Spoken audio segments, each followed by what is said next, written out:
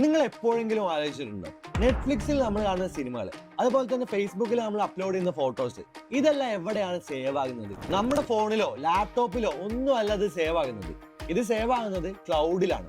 ഇന്ന് ഏറ്റവും കൂടുതൽ ശമ്പളം ലഭിക്കുന്ന ഒരു ഫീൽഡും ക്ലൗഡ് കമ്പ്യൂട്ടിംഗ് ആണ്. അതിൽ തന്നെ ഒന്നാമനാണ് AWS അല്ലെങ്കിൽ ആമസോൺ വെബ് സർവീസ്.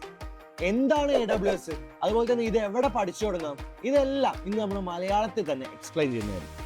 AWS എന്താണെന്ന് നമുക്കൊരു സിമ്പിൾ എക്സാമ്പിളിലൂടെ നോക്കാം. ഇലക്ട്രിസിറ്റിയുടെ ഒരു എക്സാമ്പിൾ നോക്കാം.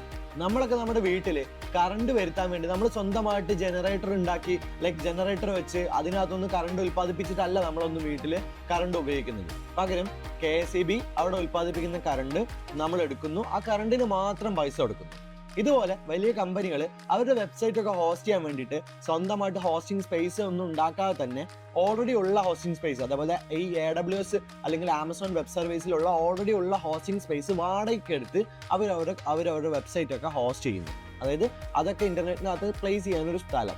ഓക്കെ, സോ ഇതിനെയാണ് ക്ലൗഡ് കമ്പ്യൂട്ടിംഗ് എന്ന് പറയുന്നത്. AWSൽ പ്രധാനമായും 3 കാര്യങ്ങളാണ് നമ്മൾ അറിഞ്ഞിരിക്കേണ്ടത്. ഒന്നാമത്തത് EC2 അഥവാ ഇലാസ്റ്റിക് കമ്പ്യൂട്ട് ക്ലൗഡ്.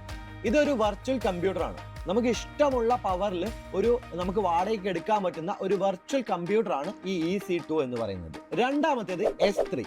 ഇതൊരു ഗൂഗിൾ ഡ്രൈവ് പോലെയാണ്. നമ്മുടെ ഫോട്ടോസും വീഡിയോസും കാര്യങ്ങളൊക്കെ സേവ് ചെയ്യാൻ വേണ്ടിയിട്ടാണ് ഇത് ഉപയോഗിക്കുന്നത്. മൂന്നാമത്തേത് RDS, റിലേഷണൽ ഡാറ്റാബേസ് സർവീസ്. കമ്പനികളുടെ ഡേറ്റാബേസ് മാനേജ് ചെയ്യാൻ വേണ്ടിയിട്ടാണ് ഇത് യൂസ് ചെയ്യുന്നത്. എന്തിനിപ്പോ AWS പഠിക്കണം? സ്വിഗ്ഗി മുതൽ നാസ വരെ ഇപ്പൊ AWS ആണ് യൂസ് ചെയ്യുന്നത്. ക്ലൗഡ് ആർക്കിടെക്ട്, ഡെവോപ്സ് എഞ്ചിനീയർ, ഇങ്ങനെയുള്ള പോസ്റ്റുകൾക്ക് ഹൈ സാലറിയാണ് ഇപ്പൊ കിട്ടുന്നത്. ഇനി നിങ്ങൾക്ക് കോഡിംഗ് വശമില്ലെങ്കിലും AWS സൊല്യൂഷൻ ആർക്കിടെക്ട് പോലുള്ള ജോബുകളിലേക്ക് ഈസി ആയിട്ട് ചേഞ്ച് ചെയ്യാനായിട്ട് സാധിക്കും. എൻട്രി പ്രൊവൈഡ് ചെയ്യുന്ന AI ഇന്റഗ്രേറ്റഡ് AWS കോഴ്സിനെ കുറിച്ച് കൂടുതൽ അറിയാൻ ഡിസ്ക്രിപ്ഷൻ ബോക്സ് ചെക്ക് ചെയ്യൂ. ഇതുപോലുള്ള വീഡിയോസിനായി ചാനൽ സബ്സ്ക്രൈബ് ചെയ്യാൻ മറക്കരുത്.